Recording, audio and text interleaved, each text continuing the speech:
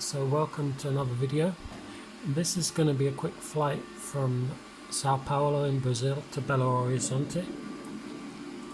I'll show you the route. So we're already parked on the runway here, and this is Sao Paulo, and we're going to fly to Belo Horizonte International here. This is the airport where we are right now. This is Congonhas Airport. As you can see, the weather's pretty bad. This is live weather. I haven't changed the weather.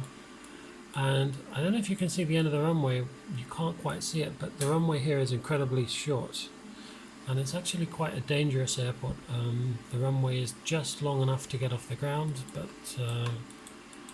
this is a place where there have been quite a lot of accidents. Well, there has been at least one accident where a plane has gone off the end of the runway.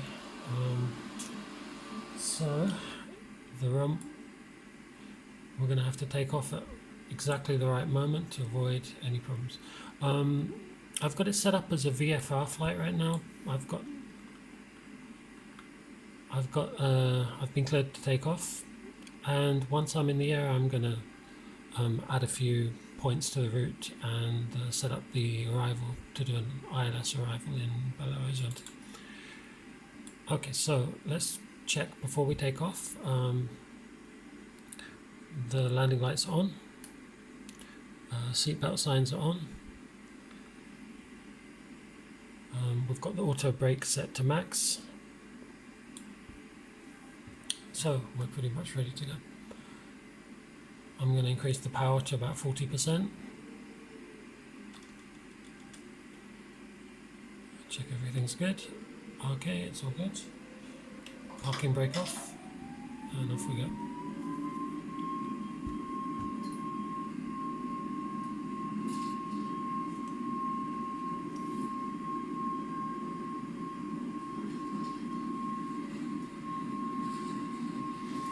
We're in the middle of a thunderstorm here.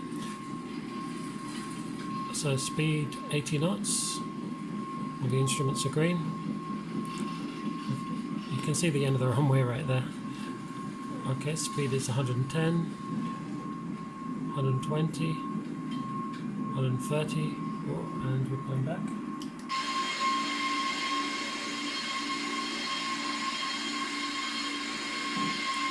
Okay, and as you can see, there's not a lot of room for error.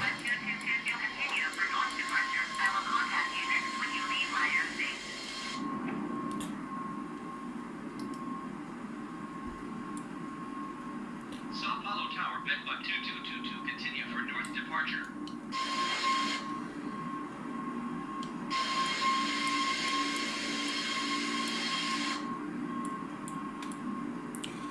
Okay, so we've got the gear up, we're climbing. We're going to bring the power back now to...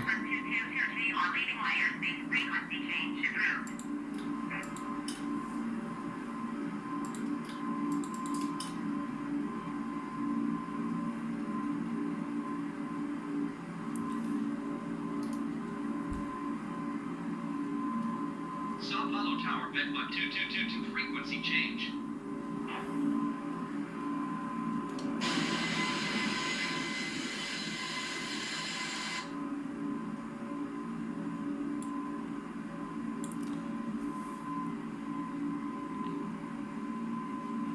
Okay, I'm going to set this to take us to about 10,000 feet, and I'm going to switch on the autopilot. The speed's getting a bit low.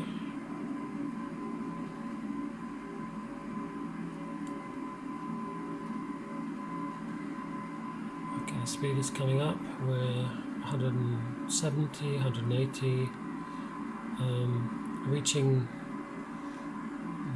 the flap up speed, so I'm going to take the flap up and forward.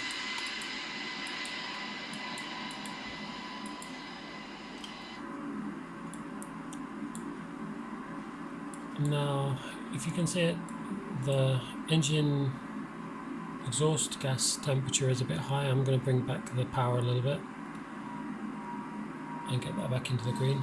Okay, that should be fine now then. And we have broken out through the clouds. As you can see, big thunderstorms in the area. So let's see. I'm going to switch this to arc mode, and I'll move out the range to about, let's put it at 320. So you can see the whole of the route here. This is where we are, and this is the route that the plane is flying. Now, I'll just briefly explain how the autopilot works. Now, as I have this speed, I've got the button pressed in, which here you do by clicking up. That means, and it's showing me 3 dashes here. That means that the auto throttle is on, but it's the flight computer's setting the speed. If I want to pull it out like that, now it says 250, and I can adjust whatever speed I want. But if I push it back in, it's going to set that automatically, and it has chosen a speed of 250. The same with the heading. So I'm in managed heading mode, which is what you get if you push that knob in. But if you pull it out, you can select a heading. So here you can see the heading that's selected, and I can change that to the right. Let's say 040, and pull it towards me. And now we're going to turn and fly a heading of 040. I'm going to push it in again. We've gone back to managed heading. So what's happening now is that the plane is flying along the route that's set in the flight computer, which is direct from Sao Paulo to Belo Horizonte. Now the altitude is set to 10,000. I'll leave it like that for now. So the autopilot's on, AP1, and the auto throttle is on. And if we look here, we can see we're flying at 250, 10,000 feet, and we're heading towards Belo Horizonte in a heading of about 050. This here is showing me the crosswind, which is coming from the left at about 15 knots. So what I'm going to do now is I'm going to contact air traffic control and get them to accept IFR flight plan, which should have been done before. Normally planes would do this on the ground, but I'm going to do it now. Sao Paulo approach Bedbug 2222 3 miles west of Morelos. Request IFR to confidence. Ready to copy. Bedbug 2222 is cleared to confidence airport and file. Squawk 0707.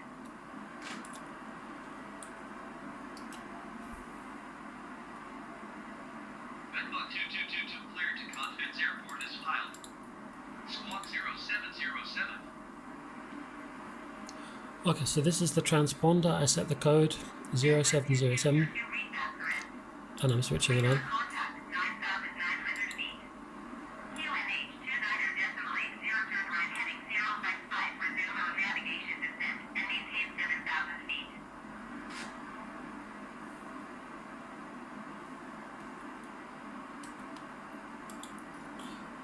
So the QNH is 29.8.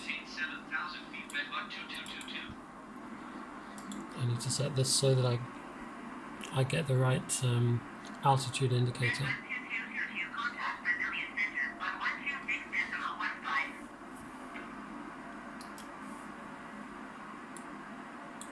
126.15 Bedbug 2222. Okay, she said 7,000 feet. I'm just going to continue at 10,000 right now because I don't want to go down into the clouds now.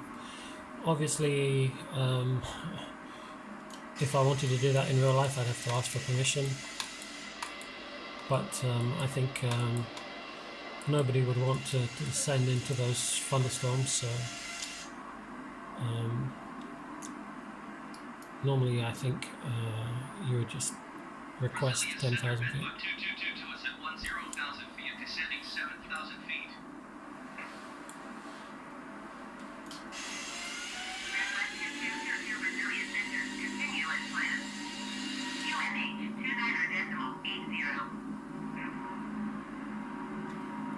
Okay, now for some, I must have knocked the throttle lever. Yeah.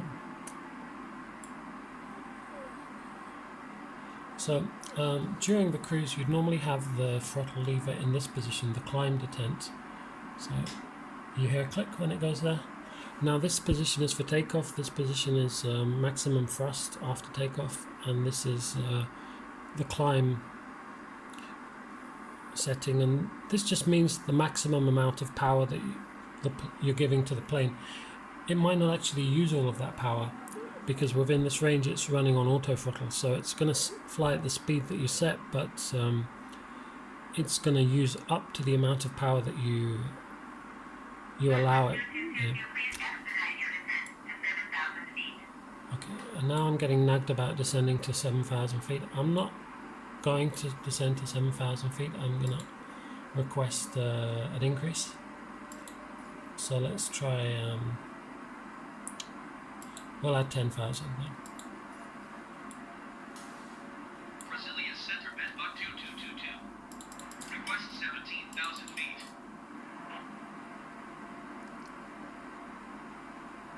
Bedbug 22221 and maintain 17,000 feet. Okay, so I've been cleared to 17,000. I set 17,000. Maintain 17,000 feet, Bedbug 2222. And as you can see, what's going on here, the aircraft is increasing its speed now, because once it gets over 10,000 feet, the speed is no longer limited to 250, and here we are, we're climbing at 2,400 feet per minute, about to pass 11,000 feet. Now, she told me 17,000 feet. She didn't say flight level 170. So that means we're still using the QNH, which is the local pressure.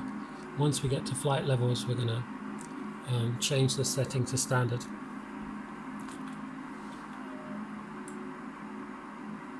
And we can't see anything because of the bad weather, but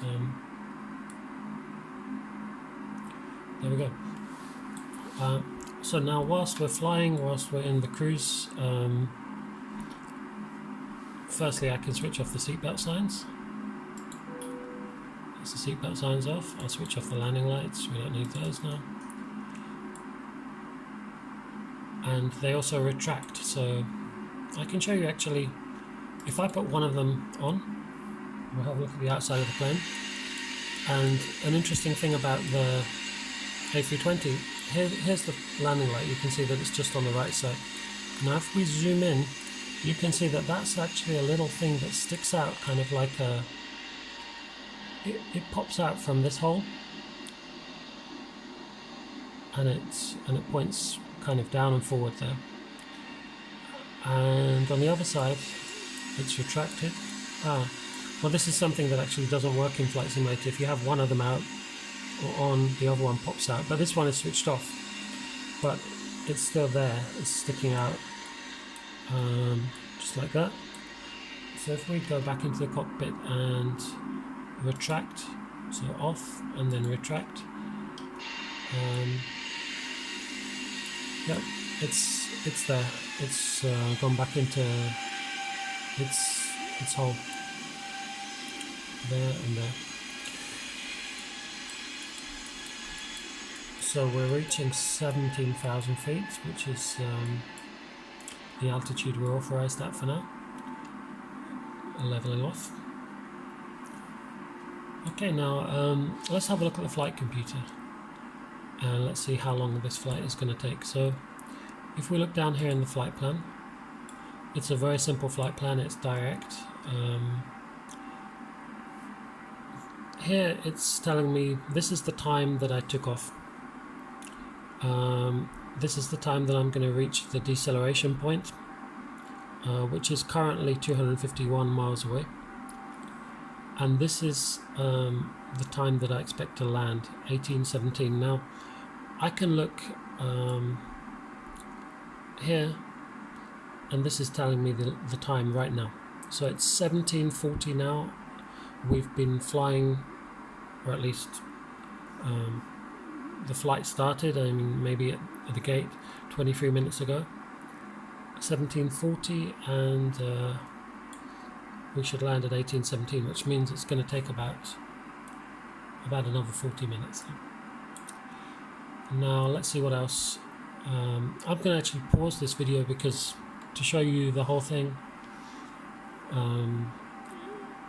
it would get boring. But for now, I'm just going to show you.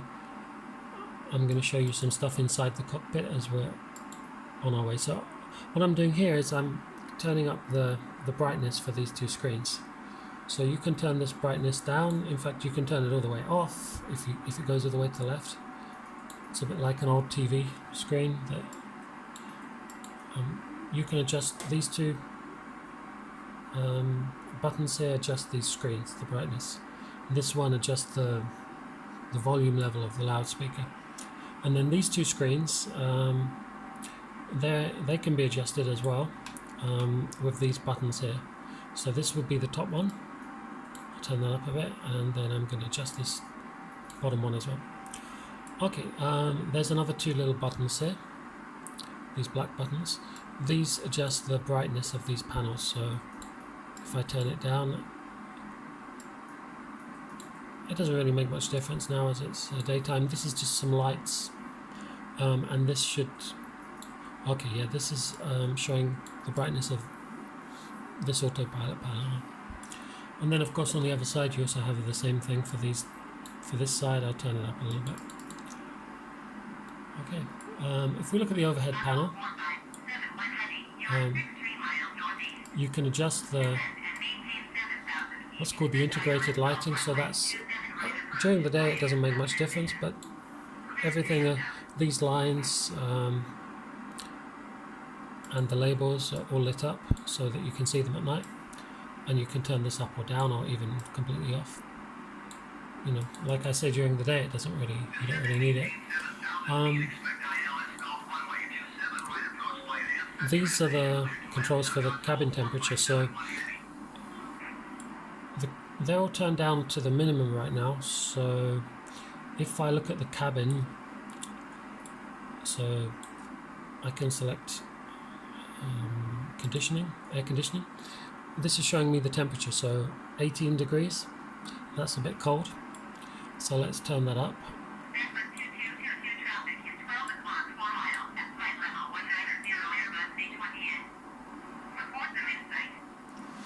Okay, 4 o'clock. Was that 4 o'clock?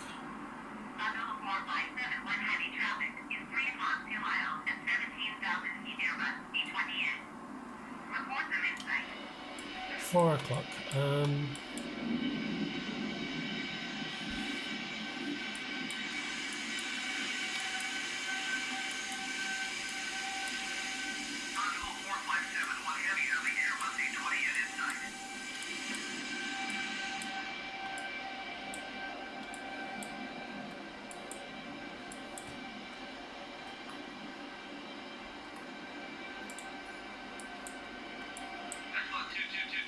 Not in sight.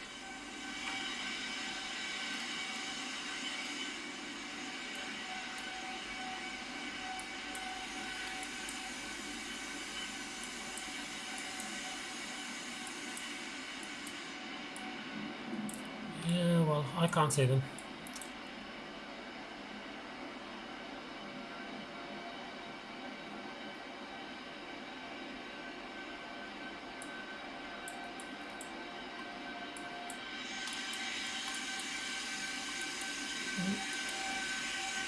So anyway, they must have passed us by now, and they saw me apparently, so that's fine. Let's see what aircraft was that. Azul 4571. Let me see where they're going. Azul.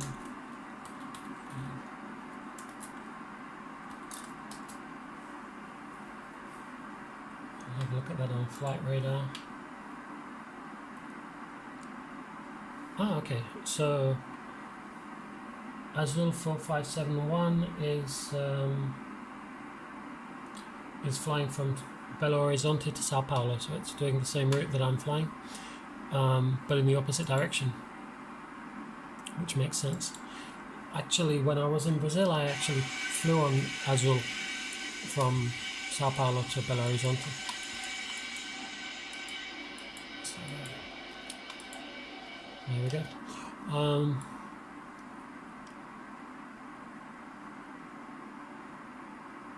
So we are currently 196 miles away from our next waypoint, which is the airport in Belo Horizonte, and that's the expected arrival time. And as you can see, this is counting down as we go. And we're at 17,000 feet, I think. Well, I'm going to have a look at what I was doing before. So, okay, if I turn this one up, I'll turn it up to around the middle. I'll turn this one up to around the middle. And let me just leave this one a little bit less. And you should see, if we look at the cabin temperatures, it takes a while for them to actually change, but okay, this is, I think, the temperature in the cockpit is 19 degrees, it's going up, the air coming in is at 24 degrees, so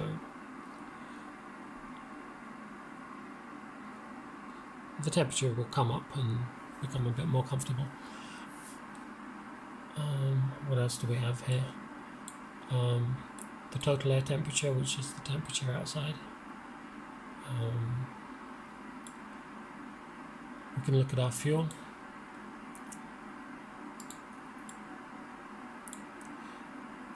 So the two engines, fuel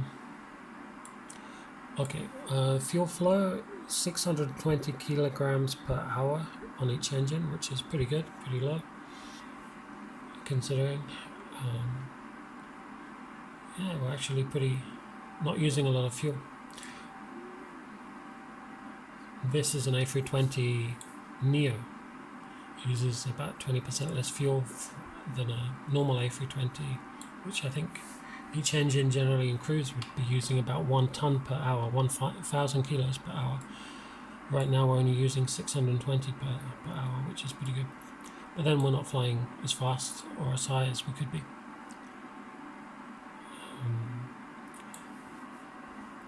I think I'm going to ask for a higher altitude.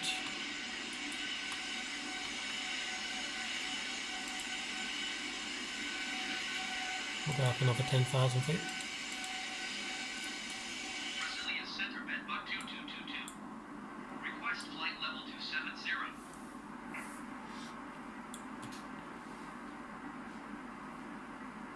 Bedbug 22021 and maintain flight level 250. Expect flight level 270.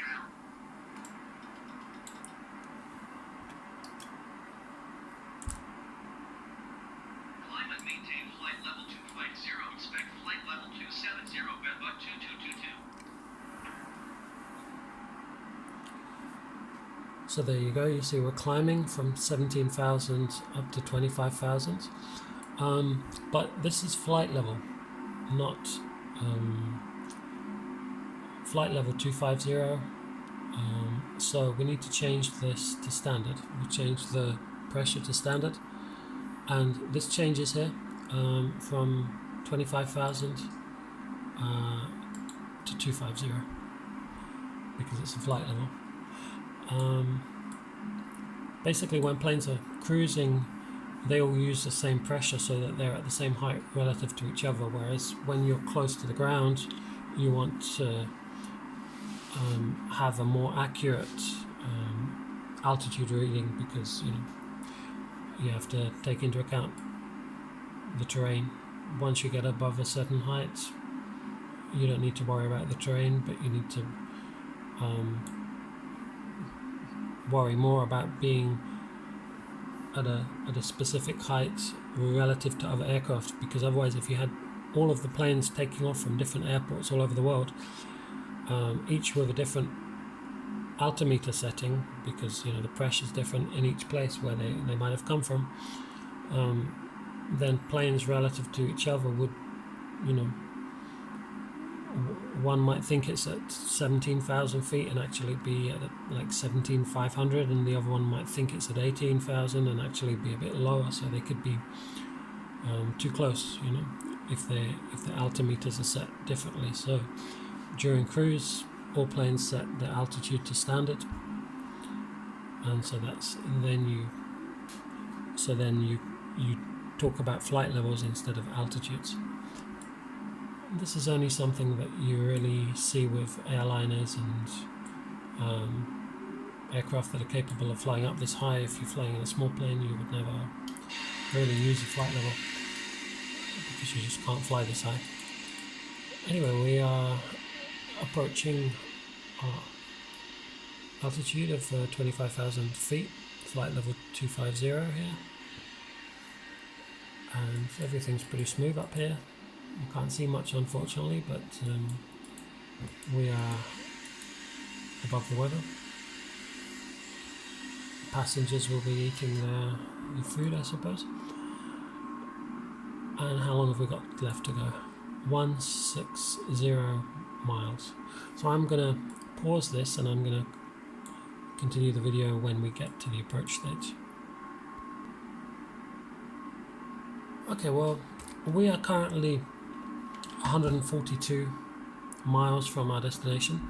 I'm going to show you how you can add waypoints to the flight plan. So we have some kind of error. What's going on? Overspeed.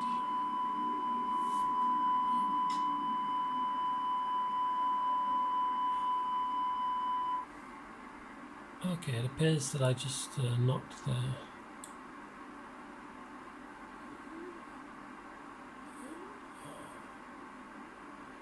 I must have knocked the thrust levers accidentally. Yep. So let's get them back into their position, which it should be the climb detent here.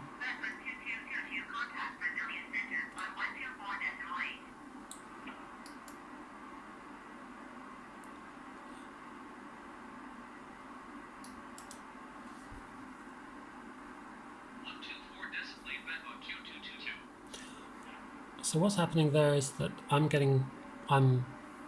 the aircraft is passing from one control area to the next, and so I'm just getting handed over to the next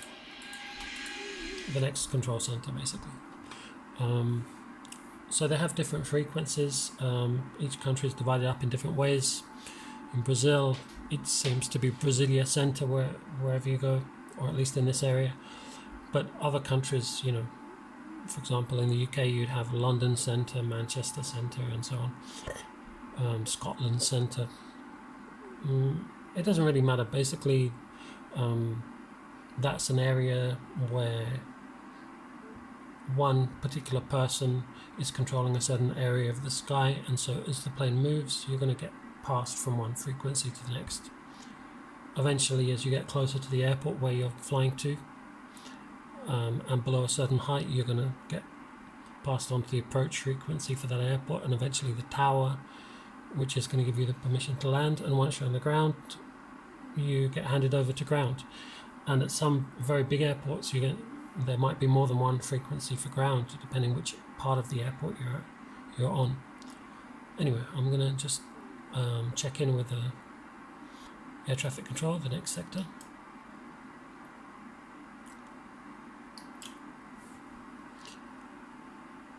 Brasilia Center, Bedbug 2222, flight level 270.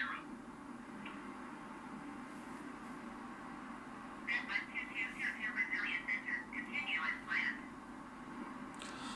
Okay. Now, anti-ice, let's see. Ice detected? Well, it is. Total air temperature is +9. I guess you could have some ice in these conditions. So I'm going to have to put on the anti-ice. So I'll put on the wing anti-ice and the two engines. What this does is there's little holes at the front of the wings here and in the engines, and hot air is going to come out and melt any ice that there might be on the wings and the front of the engines. I'd really be surprised if there's any ice in these conditions, but since that message came up, it's better to just put the system on. You only put it on when you need it because it uses a little bit of fuel as it's taking some air from the engine. So what I was going to do is I'm going to insert a waypoint into the flight plan, because this flight plan, if you look at it, is very simple. It's just going from one airport to another. Normally flight plans would have intermediate points, waypoints. So I looked at the map. There's a waypoint about halfway along, and I'm going to insert that waypoint. Now it is called Caro. So I type it in, Caro. So this is the name of the waypoint, and I'm going to insert it before the destination airport. So let's insert it there.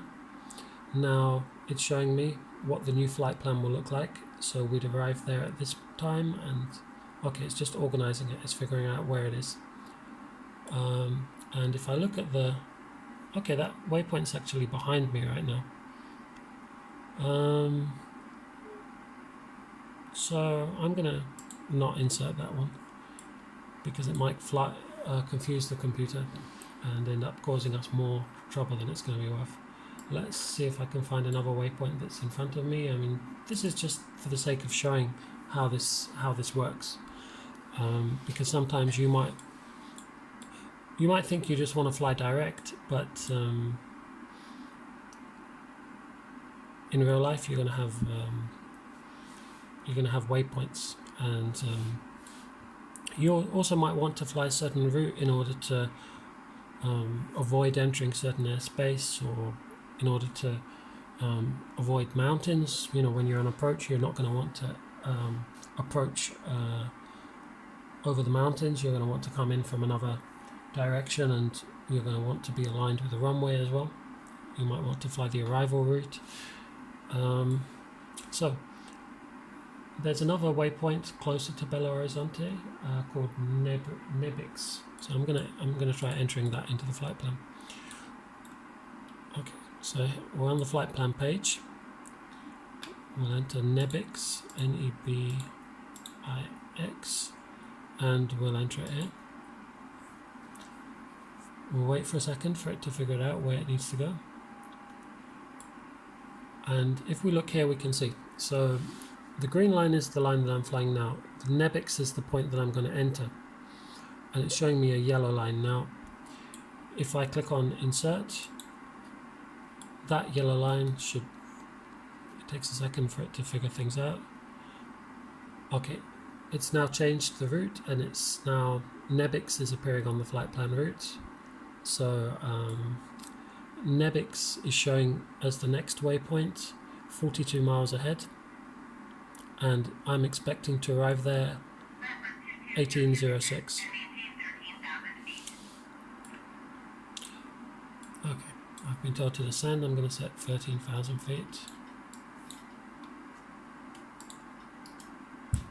And pull towards me. Descend and maintain 13,000 feet. And now here we go. We're starting to descend from 27 to 17. 13,000. Now it should be 13,000 feet, not flight level. So I need to set this back to the QNH 2980, which is the last QNH that I was given.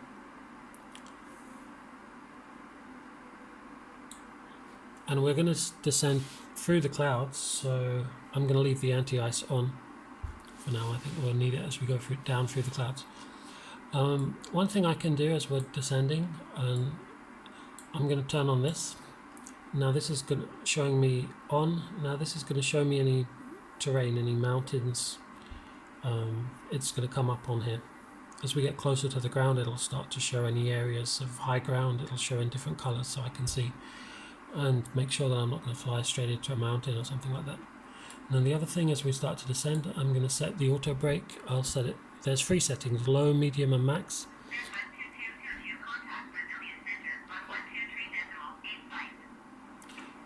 I'm going to put it on low setting because the runway we're landing on is plenty long enough. It's not a very short runway. If it was a short runway, I'd put it medium. Max is generally just reserved for taking off, rejected takeoff. And I need to contact control again.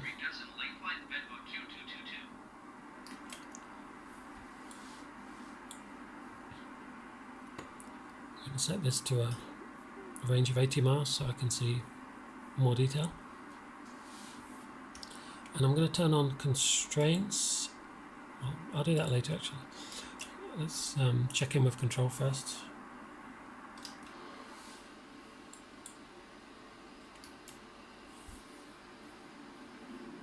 Brazilian Center Bedbug 2222 is at flight level 220, descending 13,000 feet. Bedbug 2222, Brazilian Center, continue as planned. Okay, well, we need to start thinking about the landing. So I'm going to have a look at the weather for Belo Horizonte. And the way I'm going to do that is if I look in the flight computer here, I'm going to go to this one, MCDU menu. And then I click on ATSU, ASC, and weather request. Now, this is going to bring up a meta, which is the current weather report for these two airports, the Sao Paulo and Belo Horizonte. If I click send, it's sent. Okay. Now I just need to wait a minute for the message to come back. So slowly I'll click on this one and I'll wait a few seconds before clicking here. Okay, I have received a message, and if I click on that, I can see. So that's Sao Paulo, that's where I took off from. As you can see, well, it doesn't, actually the weather wasn't like that when I took off, so maybe it's got better. This is the weather where I'm going to, Belo Horizonte. So this is Belo Horizonte Airport, the date, the time. The wind is 2507 knots. Okay, visibility is good. VCSH, I'm not sure what that is. I'll have to check. Scattered at 4000, temperature 33 degrees, and QNH 1012. Okay. VCSH, what does that mean? VCSH.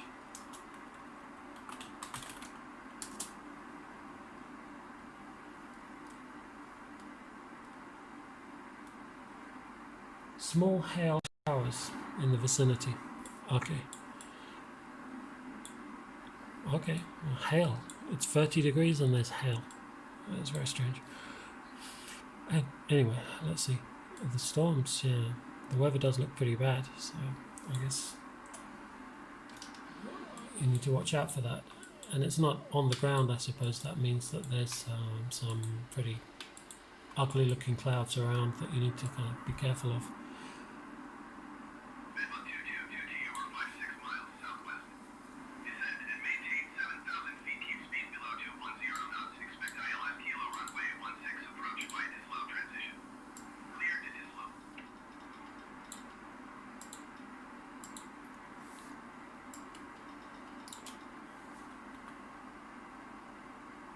Descend and maintain 7,000 feet. Keep speed below 210 knots. Expect ILS Kilo runway 16 approach by slow transition. Clear to slow. Bedbug 2222. So that's a few different things. Descending to 7,000, speed 210. So that's set. And the arrival instructions. So what I'm going to do is I'm going to, instead of going straight to the airport, I'm going to set the arrival. Is out of flight level 390 for 10,000 feet. G-Oil transport at 1756 Brazilian Center. Continue as planned. So if I go into the flight plan, so what do I want? ILSK runway 16 Tislo. So I select the airport, the arrival airport, and I'm going to set the arrival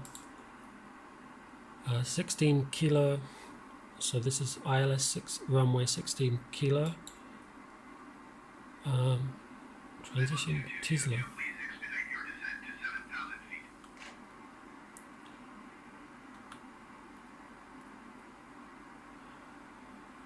Too slow. Let me see if I can go back.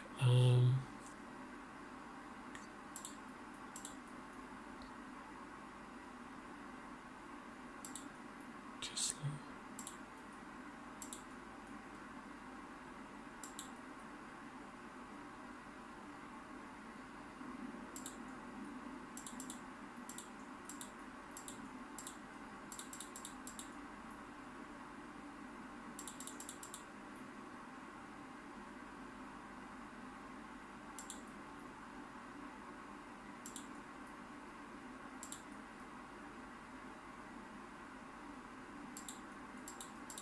Memo 2222, please expedite your descent to 7,000 feet.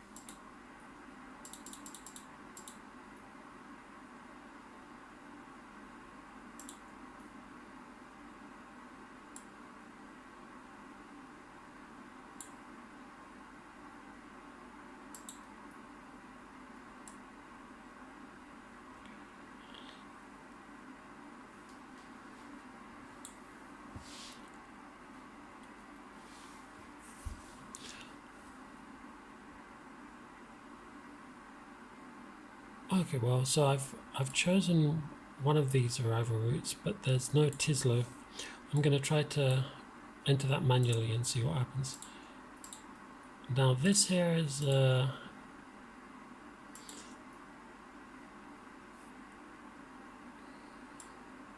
he's just been making guesses basically about what I should do. It's not. The autopilot does seem to have gone absolutely crazy at this point. So it seems to be turning back to the previous waypoint. Let me see if I can fix it. So if I choose direct and I choose to go to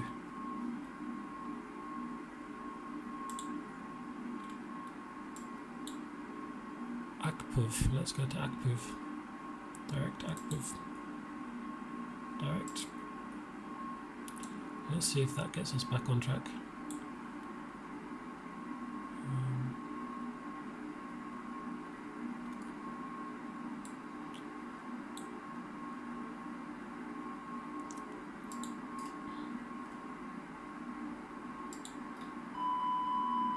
Memo 2222, please expedite your descent to 7,000 feet.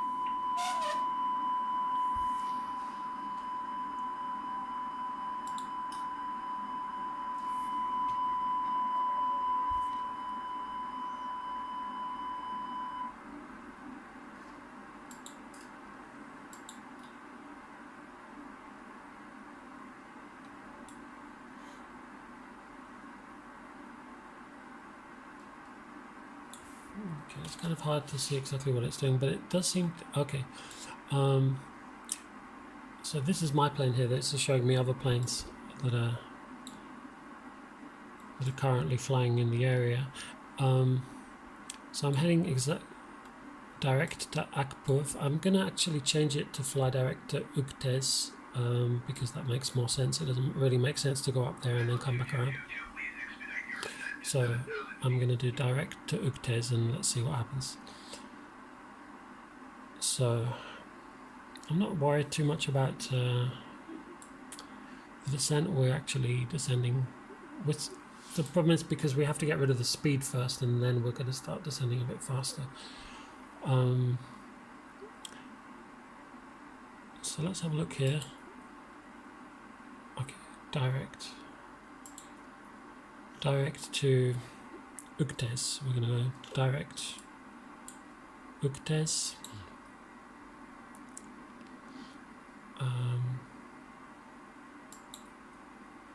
Okay, and confirm. And now this makes a lot more sense. You see, this is my aircraft here. We're going to fly to Ugtes. and then turn right to 7,000 feet. to land on this runway here. So let's get rid of this and try and make things a bit more organized here.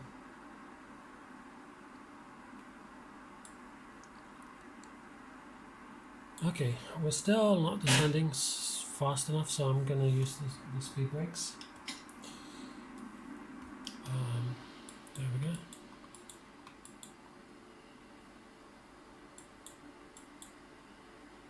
So with the speed brakes out, we're descending quite a bit faster.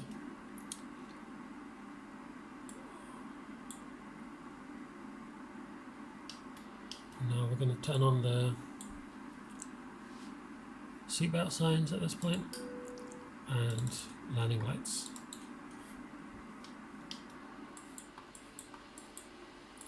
As you can see, they've popped out again.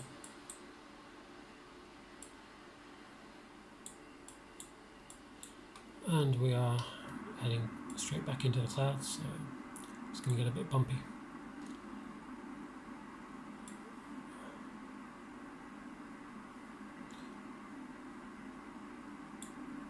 Now let me check the flight plan and check that this is what it's showing is making sense. So we're heading direct to Uctes, 35 miles away from there. We need to be at 5,000 feet by that point, and then we're heading to runway 16, and that's another 10 miles, 11 miles. It's 45 track miles now, so it's 11 miles after Uctes. And if I look at this map, it should show where we are and what we're doing. So this is the plane. We're going to fly to Uctes, and then we're going to turn right and land on runway 16. And air traffic control is now passing me to the approach controller. So I'll acknowledge that. 129.1 Bedbug 2222. And now we're going to contact approach.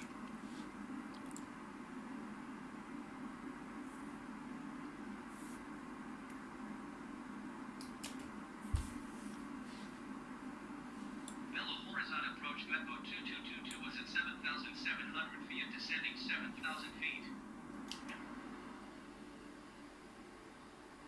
Bedbug 2222 Belo Horizonte approach. Continue to tempo as planned. UNH 29.901.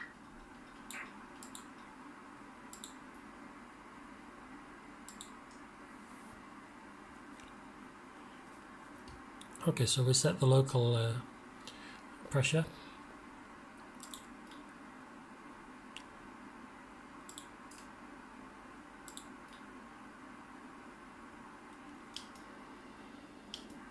So here on this screen it's a bit confusing because it's showing the old route.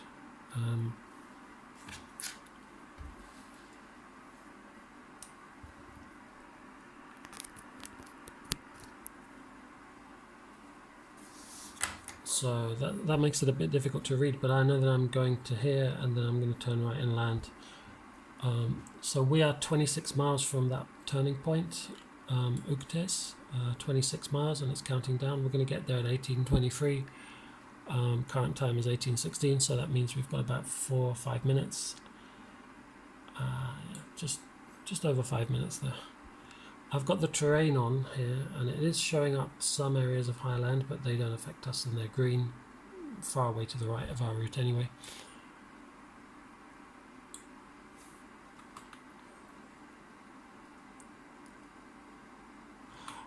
Okay, I'm going to turn on something here.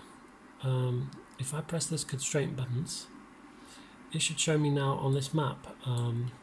When I do that, it's showing me altitudes. So with that off, it doesn't show. When I turn it on, it shows me that at this point, Uctes, I need to be at 5,000 feet. Now normally you would, the normal route would be this. I would be going around this way, but in this case I'm just going direct to Uctes. I'm pretty sure that I'm not doing what I was told to do by air traffic control, but the problem is also with Flight Simulator, you don't have all the maps, and you don't have necessarily the route that they tell you, and that air traffic control tells you to fly might not exist in the database, so it's very difficult to actually do that. So I'm, if I can do exactly what they've told me, I'll do it. But it seems that it's not possible right now. It's also not possible to tell them that, because basically I'm just speaking to a robot. If I was speaking to a real person, then it would be different. You could make different requests. You could request a different route. We have a problem with the autopilot. Okay. The speed was getting low because I hadn't realized that the throttles were set to idle. I'm going to put it back in the climb position. There we go. So the speed, the speed is back where it should be, which is about 220. So 17 miles to go. I'm not sure if air traffic control actually understands what I'm trying to do, so they might not clear me to descend. I might have to just do it myself, and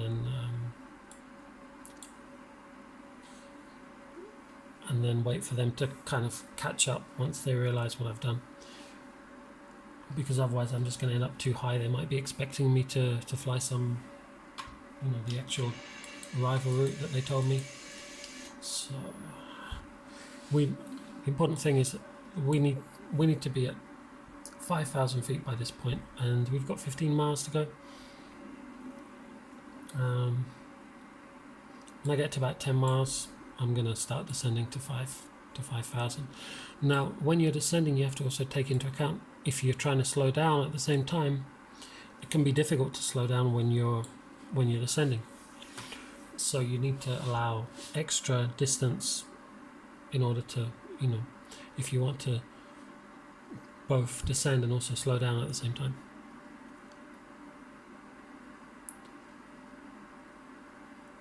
So okay, we are at 12 miles from Uctes. By that point, I want to slow down because that's just 10 miles from the airport. I'm gonna descend to 5,000 now.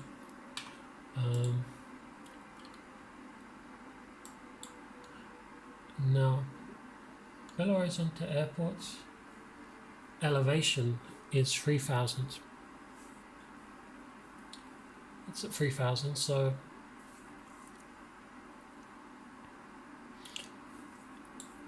$5,000 feet here means 2,000 above the ground. Now I'm going to get ready to intercept the ILS.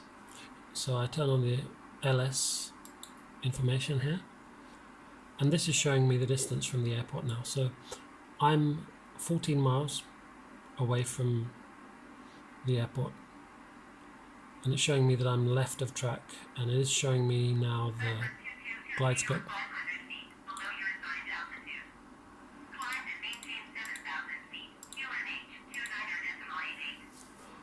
Okay, so she's reminding me that she's noticed that I descended below 7,000.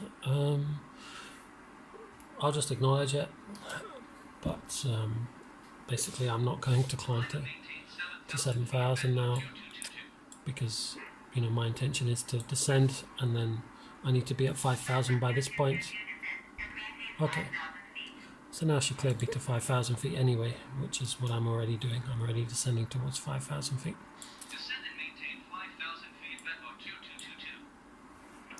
You can start to see the ground. So we're coming out through the clouds.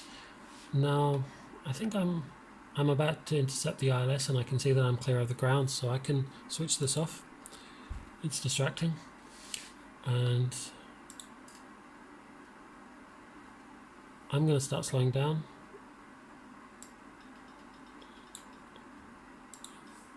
5 miles from the turning point, so I slow to 200 and put down the first stage of flap. Oh, that's a nice rainbow. Okay. Now I can engage manage speed mode. Bedbug 2220 on 1 mile, northwest of Constance. Contact Constance Tower on 118.21 inbound. Okay, we're now just about to make the turn onto the localizer. Tower on 118.2 Bedbug 2222. So I'm going to set this to ILS mode. I've still got that one on navigation mode. And here we're turning to intercept the ILS system. So we're holding at 5,000 feet right now. We're below the glide scope. We're going to turn and intercept the localizer first, and then afterwards, once we're on the localizer, we should intercept the glide scope from below. We're now 11 miles from the airport. Constance Tower, Bedbug 2222, 1 miles northwest inbound. Okay, ILS Kilo we are runway lined up 16 now with the approach. runway. I'm going to add another stage of flap. Bedbug 2222 Constance Tower. Cleared ILS Kilo, runway 16 approach. QNH 29.8 wind 272 at 12. Okay, I'm cleared ILS, so I'm going to turn on approach mode. We're already lined up with the localizer on the runway. And as this diamond comes down, when it gets to the middle, we're going to start descending below 5,000 feet and heading down towards the runway. I can actually see the runway ahead of me right now.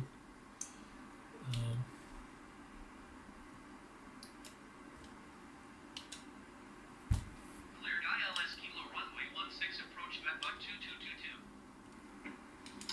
I'm going to add another stage of flap. Okay, anti-ice is not required anymore. I'm going to turn that off.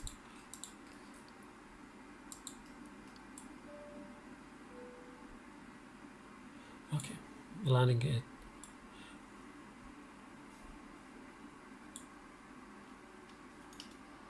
So it's time to put the landing gear down. And we'll add the last stage of flap. Bedbug 2222 cleared to land runway 16. Wind 272 at 12. Okay, so we're clear to land. I'm going to acknowledge that. Cleared to land runway 16 Bedbug 2222. Spoiler armed.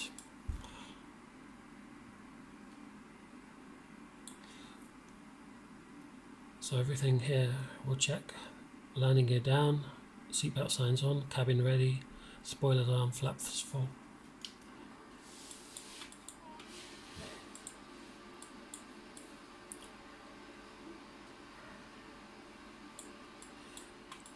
The funny thing is, the last time I was in Belo Horizonte, I think it must have been something like 10 years ago, but it looks just like this. I mean, you know, the countryside there does look like this. It's amazing how accurate Flight Simulator can be. Flying to some places that I haven't been to for years, just seeing them in the Flight Simulator, it reminds me of what it looked like when I was actually there, and you know, landing in this area, looking out the window. The area, the landscape around that area is just like this, hilly and green, very beautiful part of Brazil. So I'm going to set it up so that it's comfortable for me. I will take over before we land. I won't go all the way with. Wow, we have a problem with the thrust. I'm going to take it off auto thrust. What's going on with the speed? I don't understand how it let the speed get so low. That's very strange. I'm going to take off the auto thrust. Okay, there's some kind of problem with the way too high.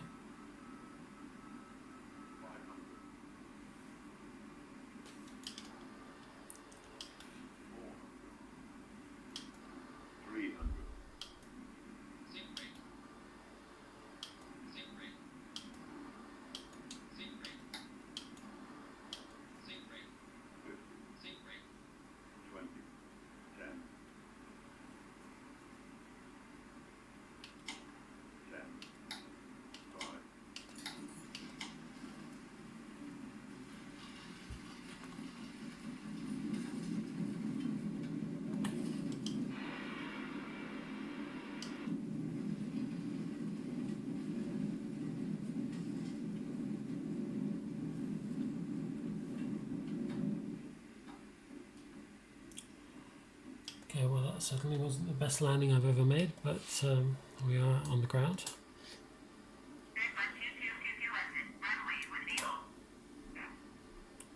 Okay, we'll take this next turning here at the end. I don't know what happened there. The speed got really low. I don't know why. It got really low, so I had to take it out of autopilot. And then, for some reason, the plane seemed to be climbing. So I don't know what happened there. I had to land manually.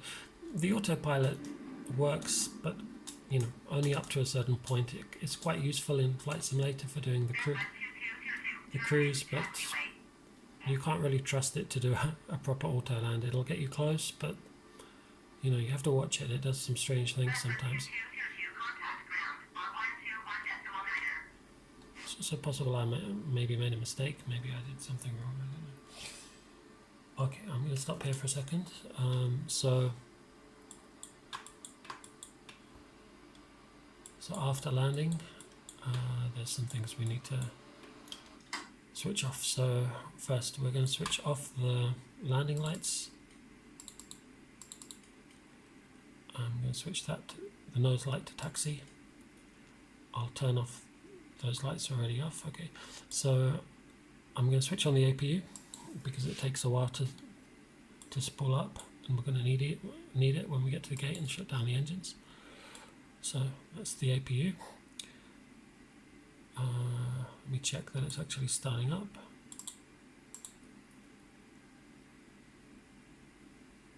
Okay, it's starting. Let's have a look at the wheel temperatures. They're not too high to taxi generally.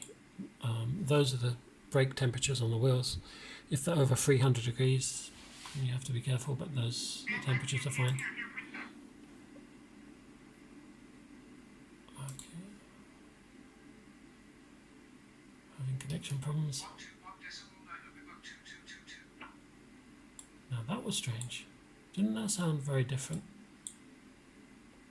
I don't know why. Okay. Now we're going to take up the flaps. Flaps up. So flaps in the up position, and we're going to adjust the trim to 0. I don't know if you can see this on the plane. Okay. So let's contact ground, and they should give us instructions.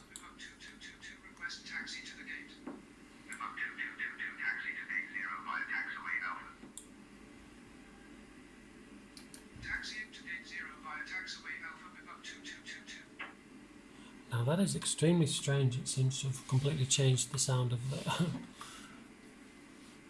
the air traffic control. I've never heard those kind of accents before. So that is odd.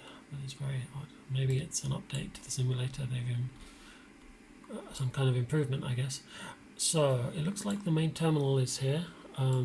So that was taxiway Alpha. Normally taxiway Alpha is the first taxiway parallel to the runway. So we're going to taxi to one of these gates along taxiway Alpha. That means we're going to be turning left and taxiing, and I'll just take it to the first gate that I see open. So parking brake off, and just a little bit of power, and that should be enough to get us moving. Put it on the exterior view for this.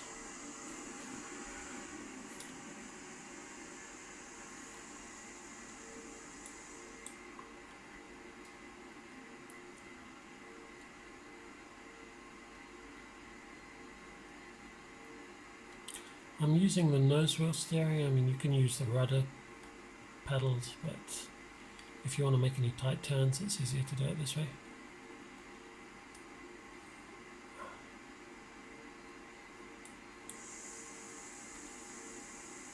One thing I find kind of strange is that if you look at the exterior view, it looks like I'm moving slowly, but if you switch to the interior view, it looks like I'm going super fast. And normally when you're taxiing a plane, you just follow the yellow line. You keep that in the middle. It's not like a road where you need to keep to the left or to the right because there's not enough space generally on taxiways for planes to pass each other. Only one, they're like one-way streets basically. The wings are so long that if two planes tried to pass each other, then they would probably just clip their wings now. So we are going to turn right and park at that gate over there to the right. That one looks like a good one.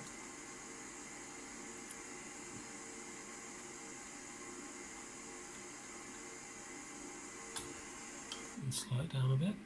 Get ready to turn. Some big thunderstorm here right now, which I think is pretty normal for that region this time of year.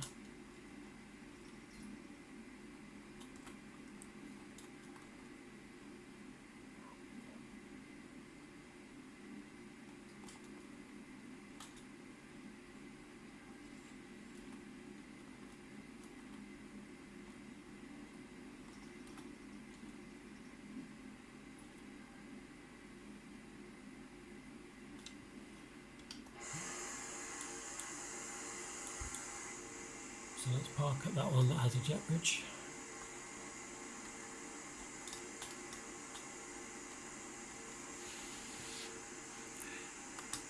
And Belo Horizonte actually has two airports. It's got this one, the international airport, and it also has a domestic airport, Pampulha.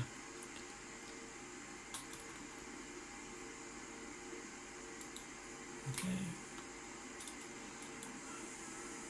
I don't think we need that right now anyway. As you can see, there's a shadow of a real aircraft on the ground, which is coming from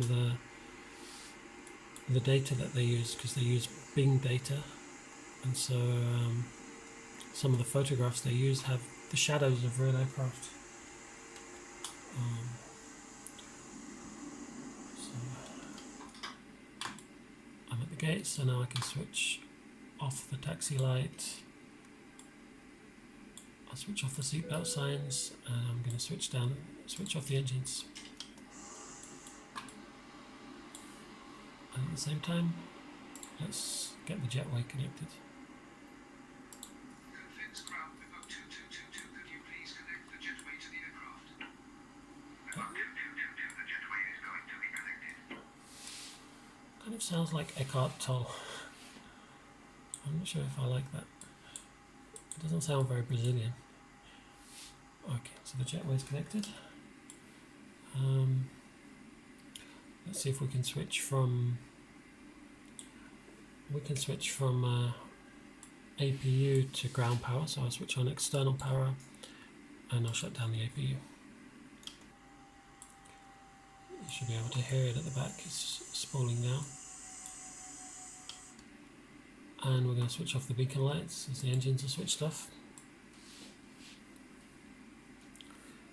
And there we are, we're at Belo Horizonte. Hope you enjoyed it. This was an interesting flight, although the weather wasn't too good, so there wasn't much to see along the way, but I hope that gives you an idea of how the A320 is flown using the autopilot and the flight computer. I'm going to make more videos like this. There are a lot of interesting places to fly in Flight Simulator. If you like in the comments, comment where you'd like me to fly, and I can fly according to whatever I get an interesting request. I'll try that.